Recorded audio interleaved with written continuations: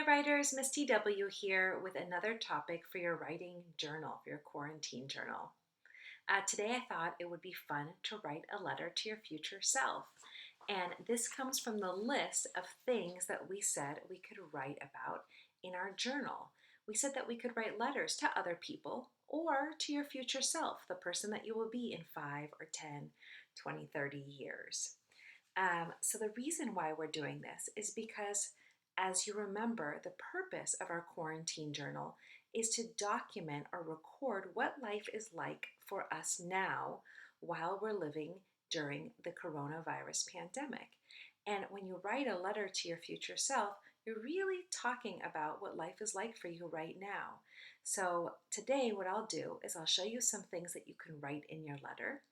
And I'll show you a letter I wrote to my future self so you can get a sense of what one of these letters might look like or how it might go. So the first thing that you're going to want to put in your letter to your future self is your age. Now, if I was a kid, I might also include my grade level. Another thing that you're going to want to write in your letter to your future self is tell him or her, what do you like to do right now? Because believe it or not, the things that you like to do right now are going to be really different when you're a lot older. So it'll be really funny for you to read this journal and see the things that you were doing now.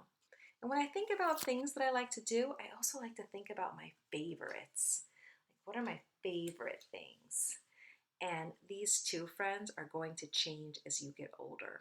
So I thought about a list of different kinds of favorite things. You can always add other stuff, but here's just one that I came up with that might help you with your letter. You can write about your favorite movies.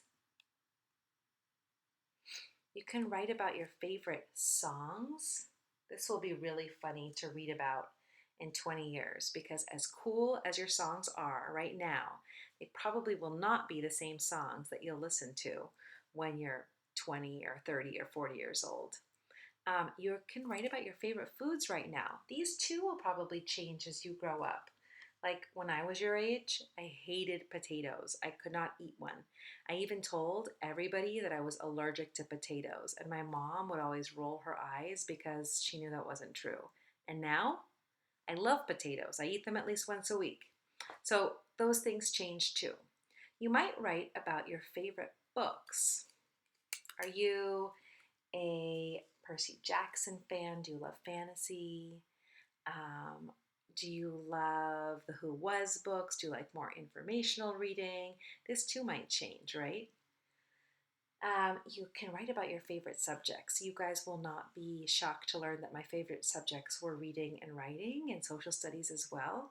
But maybe for you, those things will change. And when you go off to college, you'll be studying something really different from what you love right now. Or maybe it will be the same. And it'll be really great to remember what your favorite subjects were.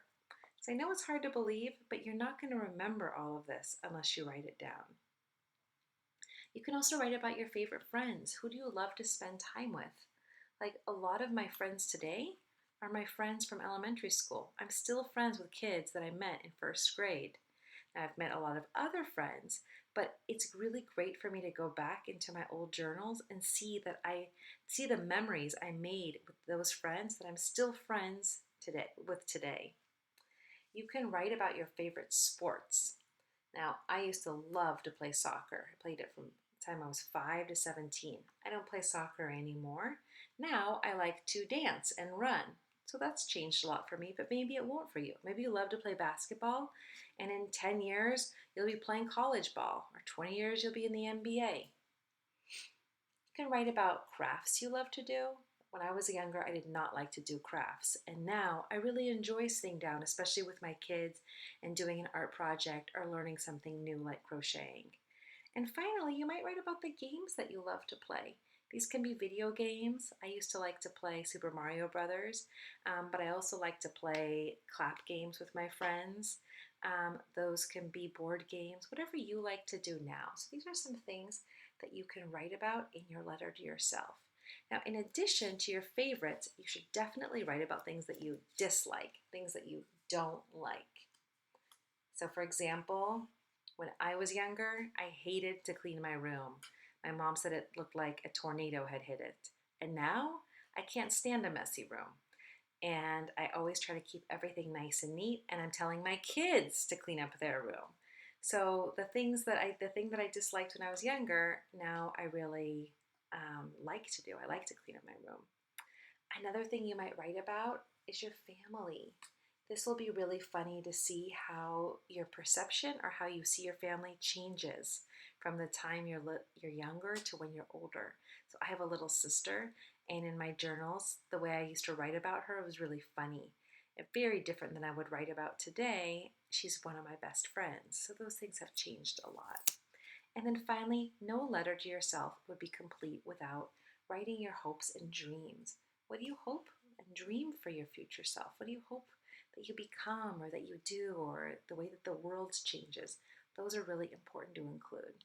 So why don't you take a look at the letter that I wrote to my future self today or yesterday, and you're going to notice a couple of things. One thing you'll notice is that I have the date right here, and the date in the letter always goes in the upper right hand corner. And then I have Dear Miss W right over here with a comma. And you always address the person in this left corner over here. And then you start writing your paragraph below that. And one other feature of a letter is that you always have a signature. Now, I wrote love and I forgot to write a comma, but you can write love or sincerely or best wishes. And after that always comes a comma and then your name. So remember to include those things when you write your letter. So writers, I'm going to leave this up here for you so that you have some ideas of what you can do when you go off and write your letter. Today might not be your day to write a letter. You're welcome to pick something else off of the list, your journal list, to write about. But I do hope that at some point during quarantine, you write a letter to yourself. Your future self will thank you for it, I promise. I really, really promise. Because I also promise you will not remember all of these things that you're experiencing now. And you'll really enjoy reading about it later. So writers, go find a comfy spot and off you go. I'll see you soon. Bye.